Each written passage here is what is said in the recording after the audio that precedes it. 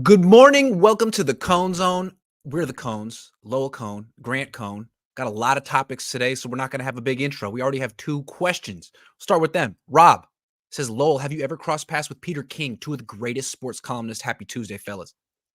I've met him down at the 49ers from time to time, and he's a very nice man. Steven Souza, thank you very much. David Trinidad, Lowell, what question would you ask Kyle that would tick him off immensely about the loss? Oh, I know exactly what I would ask. What did you say to your defensive coordinator on the way back on the plane? Yep, that'd be nice to know. We're going to get to the Well, and then defensive he said, coordinator in a and then minute. if he says, I didn't talk to him on the plane, that's how, have you talked to him? Do you plan to talk to him? What's on your mind? That's what I Yeah. would ask. Yeah, I'd like to know. We're going to talk about Steve Wilks, Nick Bosa, Kyle Shanahan, Brock Purdy, and the upcoming game. But let's start with big picture. What's wrong? What's wrong with the 49ers? They were 5-0. Everyone said they were by far the best team in the league, a juggernaut, the likes of which we haven't seen in the salary cap era. And then they lost to back-to-back teams that had losing records and were missing their best players. What is going on? What's wrong here? Okay. I'm not entirely sure, but let's say we can agree that there's something wrong. I've been reading articles all morning, and they get quotes from the players saying, "Oh, it's okay. It's a learning experience." Baloney. They're not in there to learn. This isn't college. They're there to win, and they're paid to win. And they went against two mediocre teams and got handled. They got handled. Now the guy missed the field goal in Cleveland, but the point is they haven't done that well. So there is something wrong in that locker room. There is something wrong the way Kyle is managing his team. There is something wrong the way the defensive coordinator is managing his guys.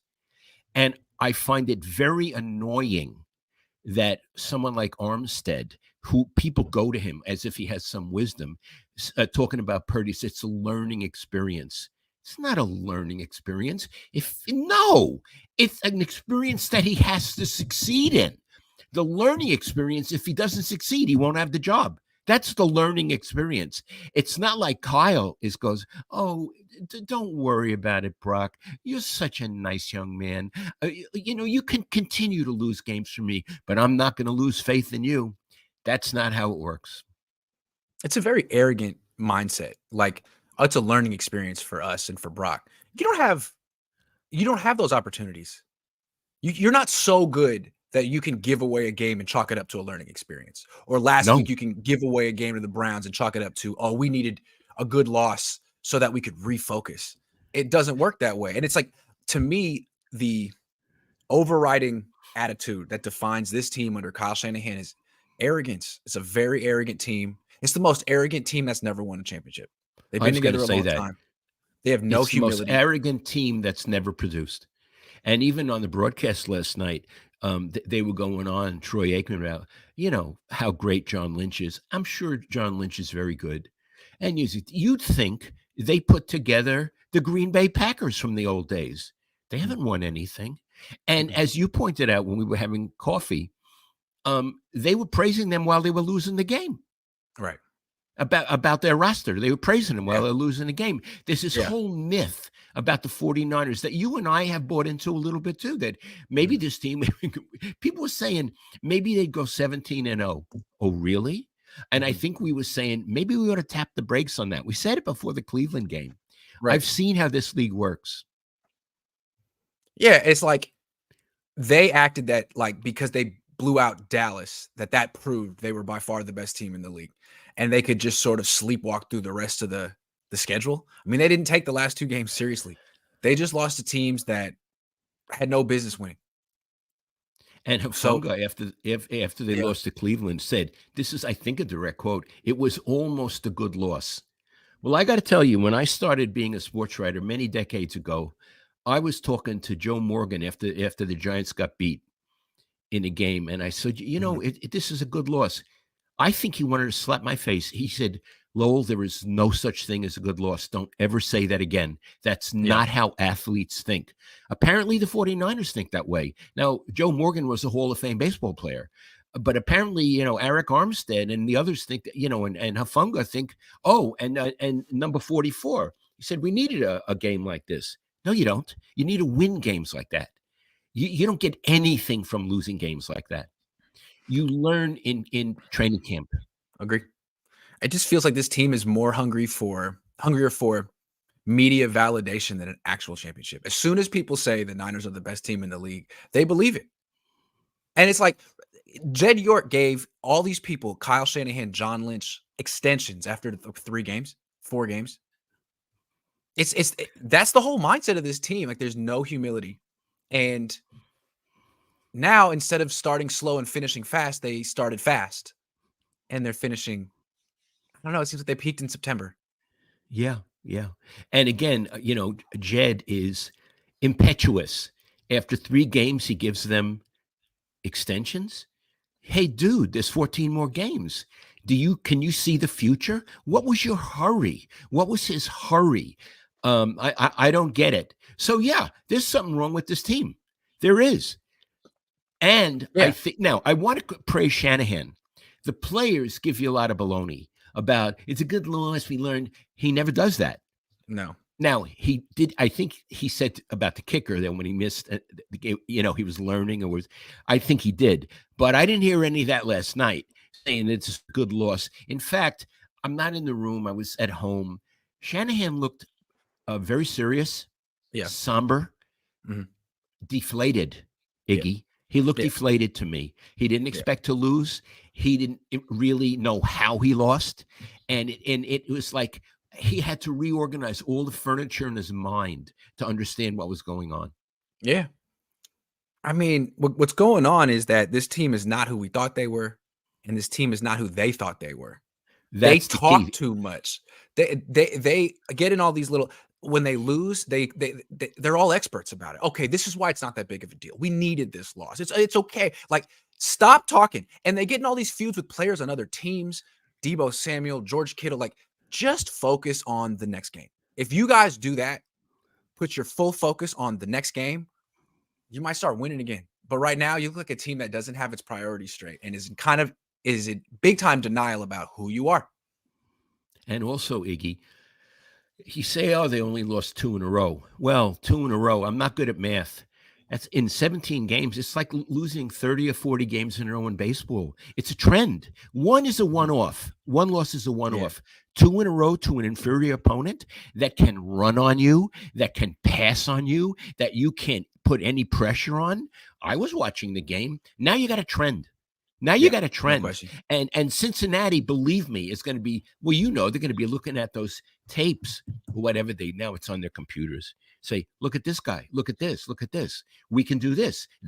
Cleveland did this. Why can't we? That's what's going to happen. It is. Andy 707 says, get rid of that damn boombox. What does that mean? You know that boombox that they come out to, that they walk out on the field with? It's a bad look. It's another arrogant look. Just stop all that extra stuff and focus on the game, because you might be the best team if you do that. Professor Lawless has been a member for 18 months. Thank you. Frank Tom Ocean has been a member for 7 months. Thank you. HR says, what's wrong is Kyle views players as interchangeable. He piles carries on CMC late in decided games and they break down. I would have to agree 100%. Jason Lutt says Wilks D doesn't work with the wide 9 change coming. Possible. Bay Area Baller 18, member for 26 months. Thank you so much. Professor Lawless, so was it that BP reminded people of Joe, or did they mean Jimmy? Defense was horrible again. Haven't been sold on Brock Purdy, but he is still better than Jimmy. I would have to agree. Roziki says the Niners talk more than the Chiefs. They do. Yeah, but what did the Chiefs ever accomplish? Talking Head says, if I built a computer after 7 years and it runs pretty well, but the same issues continue to arise, and I probably built it wrong in some fundamental way, the Niners should have got the quarterback and offensive line first. I agree. Brainbow says, do they make a big time move to make up for this? They might need to. They may need to. Not sure what it is. Fish and Chip says, Kyle, don't get fired. Shanahan, grill him, Grant. Okay.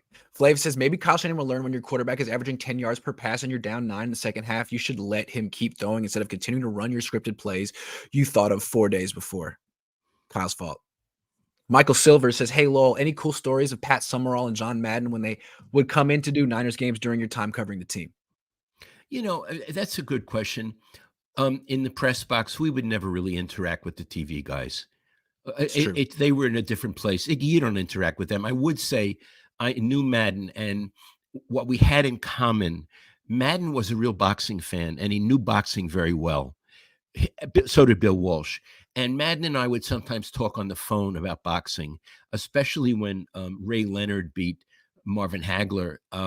We were both amazed at how unprepared Hagler was for Ray Leonard. David Butler, "I'm so tired of the way they celebrate and dance even when they're losing. The way Kittle looks for a camera all the time, even on the field, uh, all the trash. Is Kyle scared to say something?" Well, Yeah, I agree. It's true. Kittle is very aware of where the cameras are. always. Jason Lutt says, "SF will be dangerous if they fix offense, defense, special team, and coaches." That's funny. I have a bit of a cold, guys. So if I cough, please bear with me. Ant-Man Felix has been a member for 14 months. Ethan M says, "Bosa called out Wilks. Biggest issue this year has been coaching by far. Wilks seems to hurt the defense, and Kyle is still making the same mistakes." What did Bosa say? I'm not sure. I I don't gotta know go what he check said. it out. I wasn't there. Riziki says, "Imagine a chef who was given all the ingredients, kitchen equipment, and has countless creative recipes, but burns every meal he makes." That's Kyle. Sean O'Leary says, "I was at the game last night. Mooney Ward was worse than his numbers. He had at least 2 more non-called PIs. D was in soft zones most of the game. No pass rush, just unrecognizable. This team needs a corner ASAP." Maybe they'll get one. Travaris Ward was terrible. Thanks for the $20. This guy says, "Too early to give up on Brock Purdy. Hurts having a bad season." I'm not giving up on Brock Purdy. Let's talk about Steve Wilks. Steve Wilks is a problem. He might be the biggest problem on the team. His blitz on third down was 16 seconds left in the first half. The Vikings had no timeouts. There were 16 seconds left in the half, and Steve Wilks found a way to give up a touchdown. Apparently, it was the first time since week 11 of the 2020 season that any team ran a 7-man blitz with fewer than 30 seconds left in a half on the opponent's side of the 50. So, like, what he did was a major, major no-no for play callers, and he did it anyway. And now he's under fire. What do you think of Steve Wilks? I'd like to come to Whitner. Dante Whitner was talking about him after the game on NBC Sports Bay Area. Dante Whitner is a really good analyst, Iggy. Mhm. He's a good guy, too.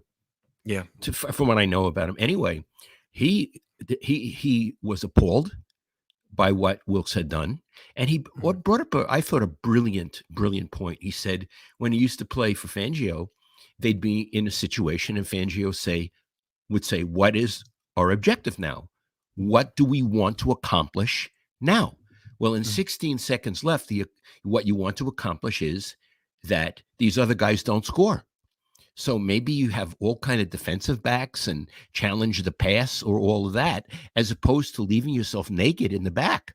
And so he kept coming back to that, and so did Troy Aikman, that these are two bright football guys who felt that Wilks misjudged the situation and had very bad judgment. That we never heard that about Saleh or D'Amico Ryans. No. Suddenly, this defense ranks 8th in the league. It was number 1 last year. It's not particularly good against the run. It's not particularly good against the pass. Like, this defense is becoming ordinary, and it's too expensive. There's too much invested in this defense for it to be ordinary. It's easy to look at Steve Wilks, and maybe it's because it's not his scheme. He's not invested in it. Maybe he's not that good, but maybe the Niners should have just gotten Vic Fangio like the Dolphins did. Yeah, maybe so. But I'll tell you again, Kyle is very discreet. He won't tell you what's going on behind closed doors. But I've been around a lot of football teams, Iggy. My guess is he's had words with Wilks, or he will later today, and he's going to tell him, "I'm not happy with what you're doing." And if Kyle doesn't do that, I would be very disappointed in Kyle. It's not a popularity contest. You need someone who produces, just like you need a quarterback who produces. This defensive coordinator is a downgrade from the previous two. That's very serious. Now, I don't know what Bosa said, but if Bosa said something, now already you got a rebellion in the ranks. It's true. Yeah, It's true. because I mean, if Dante Whitner sees stuff, don't you think the player sees stuff? Yeah. Don't you think Fred Warner sees stuff? Yeah. They're not automatons. They're very bright men, and Yeah. they knew what the other system was, and all of a sudden they really couldn't get to Kirk Cousins last night. Let's It talk was about that. it was a joke. Yeah, and that's on. So Wilks, you got really high paid pass rushers. There was no way that you could rush 4 of them and get them to Kirk Cousins. There was no, you could do the straight 4-man rush, or you could have guys going in different directions on stunts and games. Nothing worked. Then you tried rushing 5, blitzing with 6, blitzing with 7. Nothing worked. I don't know what to tell you, man. You got good players. These are your plays, and nothing's working. Kyle might need to go to someone else at this point, because with all this talent, D'Amico Ryans had a bunch of stuff that worked. Robert Saleh had a bunch of stuff that worked. And this guy can't figure out a way to get to the quarterback with all this talent. He's like a bear with these claws, and he can't figure out how to kill the bunny. And here's the thing, Iggy. Again, I don't know Kyle, but if they continue to have performances like this, he might get rid of him midseason. Now, if he gets back on track and they have a terrific, if they really beat Cincinnati and if, they're really good, then it's a moot point. It doesn't matter. But if they have another game like this, I don't think Bill Walsh would have been patient. What for? It's not a learning experience. You're there to win games. Yeah, what is Wilks adding? I mean, I was surprised they didn't promote someone from within. That's what they did when they lost Robert Saleh. D'Amico Ryans was here and had sort of been groomed by Robert Saleh and could keep doing the same stuff. The Niners brought in Steve Wilks, and they were like, just talk to the position coaches. They'll tell you what to do. We want to keep doing what we're doing, but we're bringing you in, and you have no background with the wide 9, but you will run this. So it's like he's not as invested. He has no ownership over it. At the end, if Kyle were to come up to him after the game in the plane on the ride home, so what the hell, Steve? Steve could say, man, I'm just doing what you told me to do. And that's not what you want. You want someone who's actually invested in what they're doing. So maybe there's someone else on the squad they could elevate that's been there since D'Amico Ryans. How could he be worse than Steve Wilks? So what we're saying, Iggy, is that Steve Wilks is on the cusp of being vulnerable. Yes, he absolutely is. He absolutely is. So I think a lot of people on this team are on the cusp of being vulnerable. And I think this next game going into the bye week is huge for a few people, starting with him. Antonio Espindola says the main problem is freaking ego coaching. Stems from that. That's where the ego comes from. Mike Drops with Bonsa says, Wilks is fine. He's not giving up a ton of points. Offense isn't scoring. Sam Darnold loading. Lose 3 straight. He's starting. I'd be surprised if he doesn't. Cheating Tierra, $5. Flav says, it's Brock's fault, but Kyle Shanahan does this every year. Never actually trusts his quarterback, even when it's clear their D can't hang with our wide receivers. Then shocked his quarterback has no confidence and chokes in the playoffs every year. This kid didn't wait till the playoffs to choke. He's choked the last 2 weeks. That's right. Riziki says, Bosa said that they are usually a rush 4 kind of team when asked about the blitz calls. Feel better, Mr. Cohn. Thank you. Yeah. All right. Speaking of Bosa, what happened to this guy? He was a machine the first 4 years of his career. He missed 1 year with a torn ACL, but the other 3 years, he was a machine. He was pretty much getting like a sack a game. Now he's making $35 million a year, which is more than a lot of good quarterbacks make. And so far through 7 games, he has 2.5 sacks. And last night he had none. Iggy, last night you could watch the game and not even notice him. Yeah. Right? Yeah, absolutely. This to me is maybe an even bigger deal than Steve Wilks. Like Steve Wilks, okay, maybe he's not the greatest defensive coordinator, but Nick Bosa is getting paid like a quarterback. He's supposed to be the best player on the team. He's supposed to be leading them to victory every week like a quarterback would. He's that important. And through 7 games, he's like Eric Armstead now, the kind of guy who like people will swear that he's playing well against the run and doing his job, but he's just not sacking the quarterback, which is what they're paying him to do. And then you can't help but remember the fact that he missed all of the offseason. That's what I was going to say. I think he's trying. I don't think he's a ne'er-do-well. I think Mm. his heart's in the right place, but he wasn't with the team. Who knows what was going on? He didn't have contact. I think he came in unprepared. Now, he may catch up at some point, but he's not the player he was last season. Mm-mm. No, No. he's not. And again, I'd like to come back to Armstead a minute because he's a guy they quote a lot. He's very verbal and he quote a lot. Iggy, did you notice him in the game last night? Armstead? No. No. I didn't notice him. What does he do? He has He half has a a sack in the last 2 seasons. Half a sack in the last 2 seasons. yeah. Yeah. You see, there are certain guys on the team I don't think should talk so much. Yeah. He's one. I Yep. think he needs to let his play speak for itself, and he needs to upgrade that. I Yeah. do.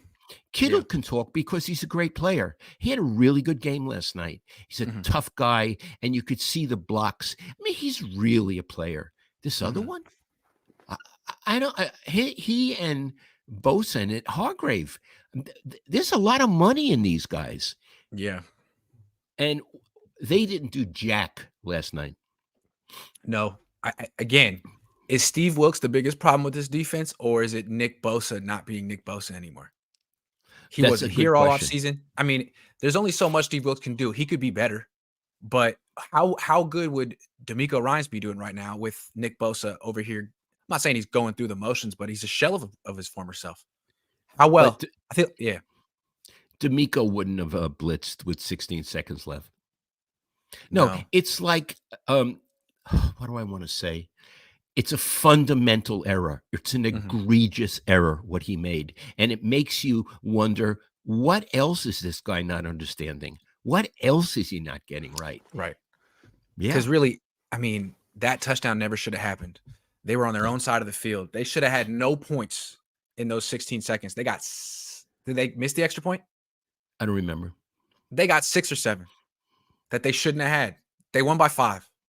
That was the game. Yeah. That one blunder that like no other coordinator would make cost them the game essentially. That's why. Yeah. Sorry, Steve. We were trying to talk about Nick Bosa for a second, and I know from your perspective it's tough. He's not what he used to be, and he wasn't there, and you couldn't prepare. But when he did that, Troy Aikman was like, "Yeah, Yeah. Troy Aikman immediately start talking about it. Yeah. yeah, yeah, He was, and what I want to say, Troy Aikman's bright, UCLA, and he was a quarterback when he wants to, which is not all the time. He can analyze things, and he was appalled at what Wilks did. Would you agree with that verb? He was appalled. appalled." He talked about it before halftime and after. He Yeah, came back to it. He's like, he "Can we couldn't. just He talk one couldn't more get over time?" it. Yeah. Couldn't get How over did it. you just give them 6 points? Yeah, The Post says Coach Walsh said champions behave like champions because before they're champions. This team acts like they've won 2 rings. They've won nothing. I'm with you.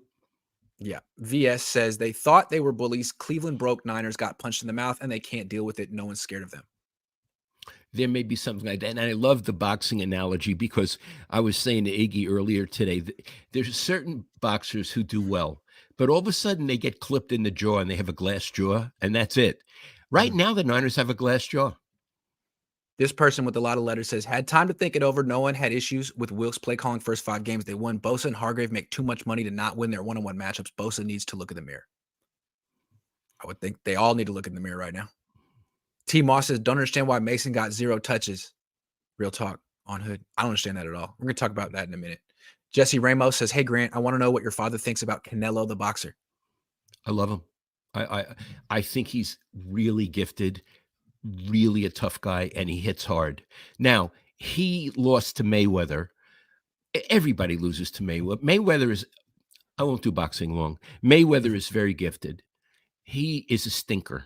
He's not in interesting fights. He runs around and he's very good at defense, and you can't hit him, and he pops you a little bit, and he doesn't Yeah. really hurt you very much. So he was probably too skillful for Canelo, but I'd pay to watch Canelo, not Mayweather. Armstead been MIA since the Packers playoff game. That was a long time ago. Having said all that, says Flav, Niners -5 is a lock this week. Book it, sweeties. We're going to talk about that. Golden Laser Beam says Stephen A. Smith said since Kyle took over in 2017, Niners are 0-29 when trailing 5 or more points in the fourth quarter. Hold 129. on. Stephen A. Stephen Smith A. said that. Did Well, he create that, or did some producer gave him it to say? probably a producer. David Sewer, member for 12 months. Thank you. Fish and chips. Wilks lost us the momentum game changer. Tony Nagatani says Brock is okay. His center, right guard, right tackle are not. Can Jalen Moore play right tackle? Also, the defense isn't capitalizing on meaningful pressure over the last 2 games. I.e., they can't get to the quarterback and don't have a clue. That's what we mean. Let's talk straight English. Yeah, filthy gent seems like so much of the game plan is spent on CMC getting touchdowns. They are successful in that, but beyond that, winning seems secondary. Well, Agree. they certainly are running that kid into the ground. And I like somebody said on the broadcast when he gave up the ball in the first quarter, "Oh, we don't know if it was the oblique or not." Who cares? He gave up Who the cares? ball, and if he Yeah, couldn't carry it, they should have had another guy in there. that's right. Damian Jasso says, Grant, what the hell happened to this team? Where was Bosa? Where was Armstead? Where was Hargrave? This secondary is an embarrassment. Iggy, is the secondary an embarrassment? Travarius Ward, what happened on that 60-yard touchdown? From Steve Wilks' Right. perspective, like, man, Travarius, that hit you in the chest. If you had just caught the ball, I wouldn't be under fire right now. Travarius, thank you. Let's talk about the offense for a second, though. Dad, what happened to Kyle Shanahan's creativity? It seems like this year he's had one idea, and it's give the ball to Christian McCaffrey. And now that that's not working anymore, they can't score more than 17 points. Right. Right. Everybody, again, Aikman was saying he's just about the most brilliant play caller in the league. Kyle is about the most brilliant. And maybe he's brilliant when he has the best players, the best skill players at every position. You don't always have those people. Jerry Rice got hurt. People get hurt. And what do you do then? The test of a great offensive mind. What do you do when one of your weapons gets hurt? Debo Samuel wasn't there, but he had Christian McCaffrey, and he overused him as usual. And aside from that really, nice run, he wasn't really doing that well, Biggie. What was it at 2.7 yards a carry? Yeah. I mean, he looks exhausted, and he's not a big guy. And I think the hits that he takes, especially going up the middle, if he continues to take that kind of punishment, he will be nothing in the playoffs. I'll tell you that right now. He's nothing right now. Yeah. Yeah. So Kyle, it's like he's beats a dead horse. I got Christian McCaffrey. I won't give the other guys, any other running backs, any other chances. And one reason why he won't give the other guys? Because he has the offense geared a certain way for Christian McCaffrey. The outside zone, whatever. Let's say Mason. He's a different kind of runner. He probably can't do the things that Christian can do, but he can do other things. Mm-hmm. And so a creative coach, a really creative coach, and I wonder about Kyle, would say, I got a package for Mason. Yeah. I want this other guy to come out. We've practiced this. I want to give him 10 carries a game, and they'll be different from Christian plays. Kyle doesn't do that. He says, Mason doesn't run Christian's plays as well. I'm going to keep with Christian. No, dude, you have another package for this running back. Isn't that true? I would think so. He's averaging 5.6 yards per carry, by far the best on the team, and you can't give him any carries. You gave the ball to Elijah Mitchell. Forgot his name. He didn't give him to Mason at all. So with Christian McCaffrey, they like running outside to the left. You see it all the time because they got Trent Williams over there and he's great. Well, that didn't work in this game because Trent Williams was out. All they could really try to do was run up the middle. Why would you not do that with Jordan Mason? That's he what might he's be more best at. effective. Yeah, right. Yeah, So he would be more effective. Yeah. So what we're seeing with Kyle, again, he's creative when he has everything going his way. Yeah. But when things are not going his way, he can't figure out how to incorporate other people who have different skills, but have skills. Yeah. That's a shortcoming. And it's a serious shortcoming. Before the game, I forget who did the pregame show, but they were saying, why they were picking the Niners to win. That they're a little shorthanded, but no one in the league is more creative and better at scheming up a game plan without some of his best players than Kyle Shanahan. And I was thinking, really? Yeah. Like, he had to trade for Christian McCaffrey last year because that offense that has a lot of talent was putting up like 19 points per game without McCaffrey. And ever since they got McCaffrey, they've been scoring a lot, but it's been mostly because of him. And now he's not himself. And look at him now. They've scored 34 in the last 2 games. And the thing with Kyle, there's the truth about Kyle. He struggles when he doesn't have McCaffrey. Mhm. And there's the mythology. He's the greatest play designer in the league, and he can overcome anything, but he didn't the last 2 weeks. Mm-mm. No. No. In fact, Iggy, I looked at him when they flashed on him on the sideline. He looked perturbed. He Yeah. looked confused. It Yeah. was like, this isn't supposed to happen, and I don't have the slightest idea what to do about it. You look at that last week too. Yes. Yeah. So easy for so long. Wave 9 says, didn't D'Amico give up 30 points to Carson Wentz, Colts, week 7, 2021? People were saying fire D'Amico then. BP plays horrendous hero ball.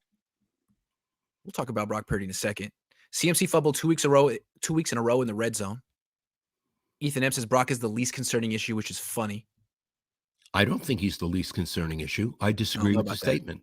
Jay Morris says, Grant, your dad is the king of beat writing, baby, and you are on your way to be next. My dad's a columnist. I was never a beat writer. I was a columnist. Austin Smith says, Grant, you not being at the game seems to be jinxing the team. Can you not miss any more games? You're the MVP. They're going to have to pay me now. My worth has been established. Anoop says defensive personnel use is a problem. Gibson is too slow and done. Play Jair Brown. Can't cover speed wide receivers. Jalen Graham Burks. Trade for a cornerback and a defensive tackle.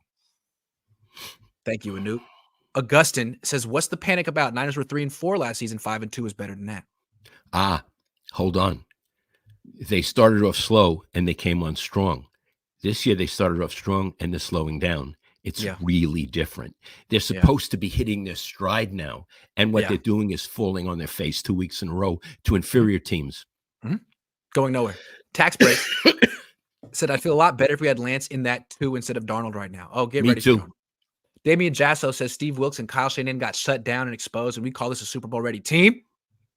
We don't. I don't. Talking Head says Kyle uses CMC like the Panthers did, which was a team that had no other stars. Know what happened to CMC in Carolina hurt all the time. All the time. Kyle had a Trey Lance package, and we all know how that went.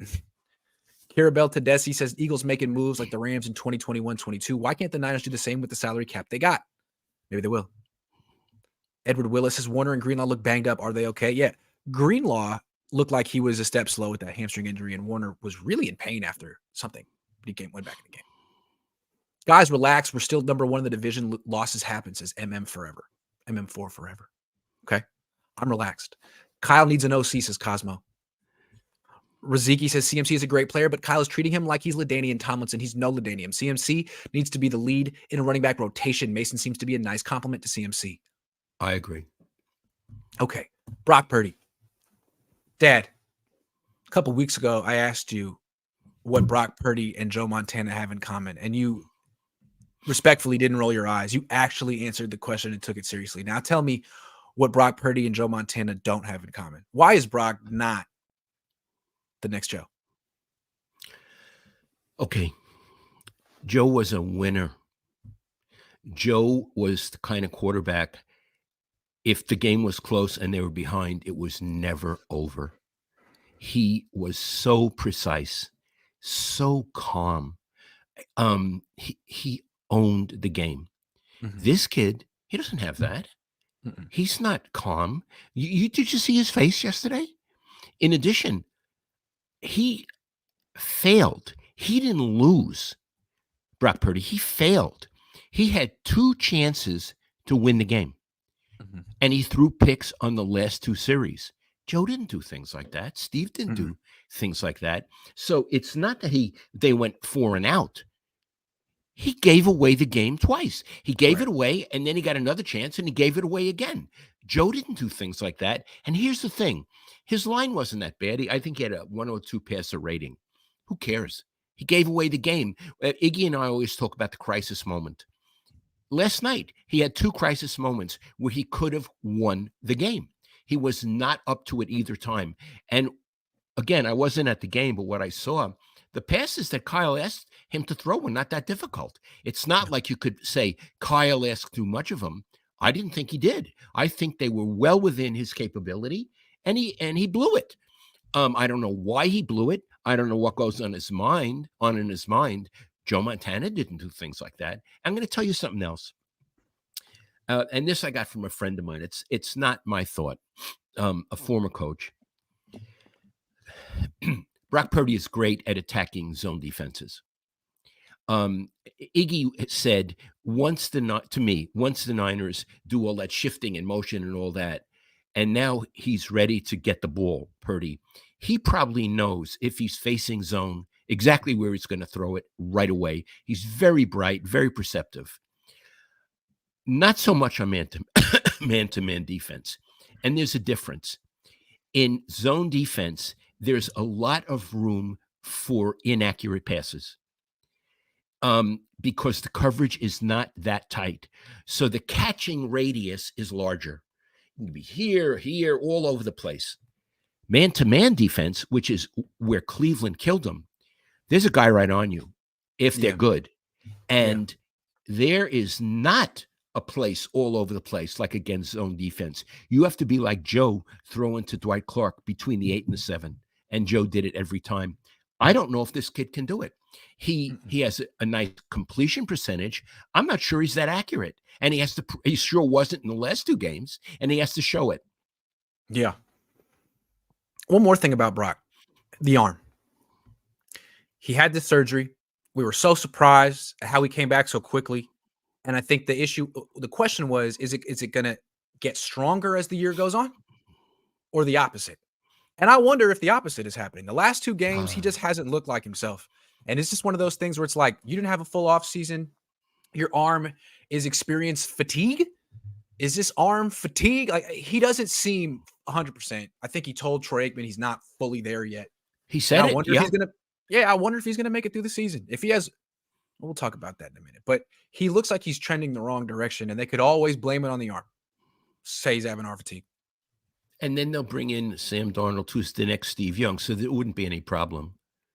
Well, let's get right into it. What's at stake for Brock Purdy against Cincinnati? 2 bad games in a row. A lot of quarterbacks have 2 bad games in a row, but this guy was the last pick in the draft. In the last couple of weeks, he's sort of looking like the last pick in the draft. If he does that again against Cincinnati and they lose, what happens? Well, then they go into a bye week. Then you really take stock. And if, let's say, he has a bad game. Now, we're doing the worst case scenario. He may win and he may be great. But because of what's happened the last 2 games, we have to talk about this. Iggy, if he gives it up, if he fails again, if he throws picks in the crisis moment, I wouldn't be surprised if you see Sam Darnold after the bye week. How about you? I agree. I mentioned this last week. After that one loss to the Browns, the way it happened, how bad he was, I'm saying, look, Kyle's not married to this guy. He's probably bemused at how good he is for now, but he likes Sam Darnold. He brought in Sam Darnold. His scouting department found Brock Purdy.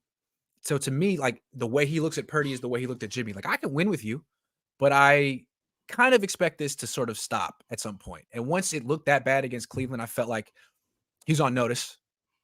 And he did it again. I even said I wouldn't be surprised if Kyle Shanahan like reamed him privately. And we talked about how that kind of puts more pressure on a young guy and it's not exactly what you want to do. And then boom, he did it again. So now you got Brock Purdy pressing. Before he was so loose and so confident. Kyle loved him and it was great. But now it's like you've played 2 bad games in a row. You're pressing, you're losing confidence. You do it again. You know Kyle Shanahan doesn't mess around. No, I think, and I'm going to say this is praise. I think he's ruthless. He is. He doesn't care about Purdy's feelings. I bet he's had some very harsh words with him. No matter what he says in news conferences, I bet he's had some very harsh words with him and Wilks. He has to have. I think he's ruthless, and I admire it. Yeah, I agree. So what's at stake this week against Cincinnati? They could be in a 3-game losing streak. Steve Wilks could lose his job. Brock Purdy could lose his job. Jake Moody, I mean, it seems like he's got it back on track, but if this is another couple, it's over for him. A lot of people got a lot at stake this Sunday in Santa Clara against Cincinnati. That's a pretty good team. They've won 2 in a row. They were It's a 1 team. and 3. Now they're 3 and 3. It's a team that usually And starts slow. Iggy, they have a better quarterback than Brock Purdy. I don't care. Joe Burrow's a better quarterback than Brock Purdy. I think that's Would you pretty safe. agree? I would agree with that. Yeah. Yeah. Oh, Jeremy, go ahead. Are we going to pick that game, or does that come Oh, we're later going in to. the show? We're gonna do that in a minute. Jeremy Price has a question for both of you. Will this team get to 12 wins? I don't know. Right So they're now, 5-2. I don't understand them. Yeah. I don't know about that. I'm going to say no. Jay Morris says, do you hear Troy Aikman say Brock told him his arm ain't at full health? Why would he say that to Troy? Okay. That's a really good question. Yeah. There's the excuse if they bench him. Kenji's a new member. Thank you very much. Silverback says daddy taught him system from Arrow when running back won Super Bowls. That is true. Mike Shanahan. Preach, Papa Cohn. Preach, says Professor Lawless. Hi, Professor. Jay Morris says, did you hear Troy Aikman say Brock told him that his arm ain't fully healed? And why would Brock say that now? I did hear that. Quincy Van Vleck says, do you think there was hesitation on turf? Bosa ended his season on turf. What effect do you think turf had on second watch? Looked like D was tiptoeing. I don't know the answer to that. That's not good. They're in their own heads about it. Silverback says 0-29, trailing 5+ in fourth quarter. Quarterbacks win Super Bowls today. It's true. It's true, Silverback. Asian Panda 510 says contract extensions for Kyle mess everything up. Well, I think you could make that point. Ethan M says next Cohn phone. Saturday. I'll do one. Chris Tellerico says Brock knows where he wants to go with the ball because everyone knows where he's being told to go. McCaffrey. Yeah. Don't know McCaffrey. He goes to Ayuk. Yeah. You should grow your hair out. Too short on the sides. You got nice waves. What do you think, Mr. Cohn? I agree. I think it's a little short. Okay. Rome Gut Level says, love you, Pops. Taking Wilks over Fangio. Mistake? Yes. Mistake. No question. Jesus Bonda says, if the secondary gets burned again against Cincy, do we trade for a corner? Better. And those are some good wide receivers on Cincy. Let's talk about this game. Dad, you're picking Cincinnati to beat the 49ers this weekend. Why? Absolutely. I'm picking Cincinnati. My whole philosophy was I was going to pick the Niners until they lost the game. Now they've lost 2 games that they should have won to very mediocre teams. I'm not going to choose them again till they win. When they win, I'll start choosing. And here's my logic. Cincinnati probably is better than Minnesota and Cleveland. Certainly better than Cleveland. Well, Cleveland has a great defense, but their quarterback had Cleveland beat them week 1, but that was week 1. Cleveland beat Cincinnati. Week 1, beat the crap out of them, but that was week 1. And they didn't have this P.J. Walker. Yeah, P.J. Walker's game changer. Yeah. So the Niners lost to P.J. Walker. Yeah, he wasn't there week 1. No. So in any event, I think if mediocre teams can beat the 49ers, I would say Cincinnati is high mediocre, not low or medium mediocre, high mediocre. I don't see that the 49ers, the last 2 games have been anything special. I don't bet. I don't know how that stuff works. I think Cincinnati's going to beat them. Come in here and beat them. I used to assume the Niners would win games simply because of their defense. Like last week, I was thinking Kirk Cousins, he's a statue. He's going down 5 times. They didn't get him once. And now I'm looking at it like, I don't know if it's Steve Wilks' fault. I don't know if it's Nick Bosa's fault. But whatever the combination is, it ain't working. And as long as they have no pressure, whether they're rushing 4, 5, 6, or 7, the rest of their defense is going to suffer. They're not particularly good stopping the run. They're not particularly good covering. It was all about their pass rush, and it's not special anymore. So if you can make Kirk Cousins look like Peyton Manning, what's it going to look like when you face Joe Burrow and all of his wide receivers? It could be bad. Who are you picking in the game? Cincinnati. Yeah. It's a big week for the 49ers. Eloy says, would you say Kyle Shanahan felt deeper in love with Cousins now that he brought his new toy and he was outplayed? Cousins could be their quarterback next year, Dad. He'll be a free agent. That would be interesting. Chris Tellerico says, always makes me laugh when national folks compare anyone to Montana. A great quarterback isn't great all the time, but is great when he needs to be. That list is so short. Brock isn't even looking at that list. I agree. I love that. Marcel Wilkerson says, love you, Papa Cohn. Remind me of my father. May he rest in power. Killer father-son duo. Thank you, Thank Marcel. you so much, Marcel. Centennial G82 says, maybe Brock and this needs one thing to win. And it's Taylor Swift. Much love to the Cones, Ravens, Cindy, Jags, Eagles, and one Hawks are L's. 1, 2, 3, 4, 5 on top of the 2 they already have. All right, Dad, let's change gears for a second. We're watching a lot of football. Made some observations. A lot of times on SNF, MNF, the national games with really any time. Guy makes a play happens. Someone makes a tackle. What happens next? What happens is somebody, let's say Fred Warner makes a tackle. Whoever is announcing must have a piece of paper. They give you his whole biography. He went to this, and he went to school, and he majored in this. And instead of analyzing the game, you get a series of biographies. He really Chris Conley, he means a lot to this team, and he came in and because he made one play. Mike Krukow, who's one of the best analysts I've ever had in my experience in my life, baseball. He doesn't give a biography. A guy hits a home run. He doesn't say, he's from St. Louis, Missouri, and his mother ran an elementary school. He says he was looking for such and such a pitch. The pitcher should have known he was looking for it, and he came down the middle anyway. That was a mistake. He's always analyzing. These guys, the football guys, are always filling up space.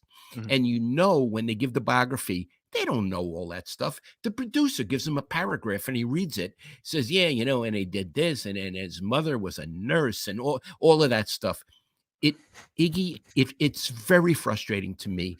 And usually, now that I'm no longer in the business, I generally watch games with the sound off because I don't want to hear 22 biographies one night. I want to hear on defense, this is what they're trying to do. Is it the right thing to do? Can they do it or not? And why? I need help from a specialist to tell me that. Or they're running these kind of routes. Are they good routes for the quarterback or not? What should they do instead? Isn't that what an analyst does? As opposed to give me biographies? I could read a biography of Mozart if I want. I don't need this guy telling me about Mozart. When I was a kid, it was PS 193, I had to read a biography of Mozart. Iggy, I didn't know who Mozart was. I thought he was a ball player. What position does he play? When they do the biographies, it's like autopilot. Like, I don't want to think about this game. I don't want to actually have to try to analyze anything. I'm just going to say what they told me to say. And also, it's always like too positive.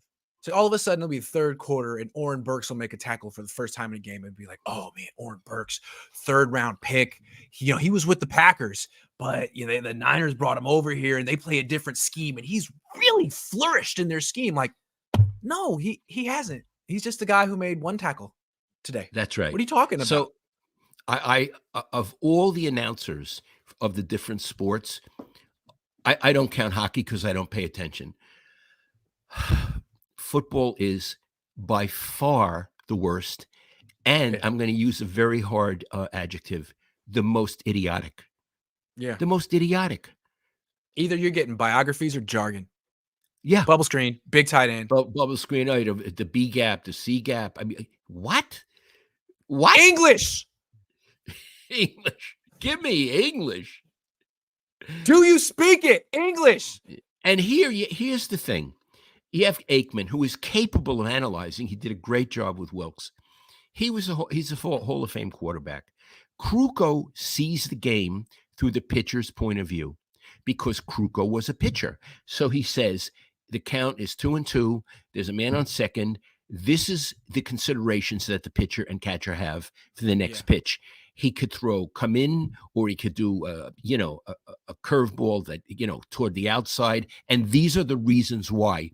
So he's analyzing the game as it unfolds. As it's happening. Yeah. As it's happening. And he's not giving you biographies. Whereas these football guys, They don't. Here's Aikman, who should be saying the quarterback wants to do this. Look at the defense. Can he do it? Maybe he has to change. Why doesn't Troy? They're paying him enough. Why doesn't he do that? Could have done? You know what he could have done on that 3rd and 6 with 16 seconds left? He could have anticipated it. Like, okay, in this situation, Vikings have no timeouts left. They're on their side of the field. The Niners should really play some kind of a prevent defense, keep it in front of them, don't give up a long play. But he didn't. He was probably given a biography from the previous play. Then it happens, and after the fact, Troy's like, you know what? That was unusual. That was irregular. Let me explain it after the fact. Like, Kruko could do that as it's happening. And He would anticipate it. That's why he's better. He would anticipate it. He's the best analyst of a sport, any sport that I've ever run across, because he's thinking along with the pitcher. Aikman should be thinking along with the quarterback. It'd be nice if you could get analysts who would sort of think along with the chess match that's going on between the 2 play callers or the 4 play callers. That would be fun. Wouldn't you love that? Wouldn't you love that? I feel like Tony Romo tried to do that originally, but then he just sort of became a caricature of himself, and now he just kind of makes noises. He's sort of like a personality, right? He's a personality. Yeah. He's a personality, but I don't tune into him for personality. I'm not wild about his personality. I actually wish he would do some work. Yeah, work is good. Work is good. Work is good. Bang Bang says, I don't know if I believe in football karma, but man, treating people right would go far. Definitely know a few people smiling after last night. Yeah. Yeah. It's a good point. Treating people right. Fair enough. Gavin and Things says, to the best show on the internet. Well, thank you. Well, thank you. Zareb Raja says he's a new member. Fish and chips. LOL Wolfgang. LOL Wolfgang at shortstop. Chopin at the plate. Thank you. That made my day. All right. That's what we got. That's all we got. That's our show. Niners are 5-2, but we're undefeated, Dad. Me and you batting 1,000. I'm pretty defeated. I tell you guys, thank you. I'm going to bed. I'm going to sleep the rest of the day. But Iggy, I really enjoyed this show. And everybody, thank you so much for listening to our thoughts about the 49ers. Thanks for watching, everyone. Dad, I love you. I love you, son. Talk to you soon. Talk to you soon.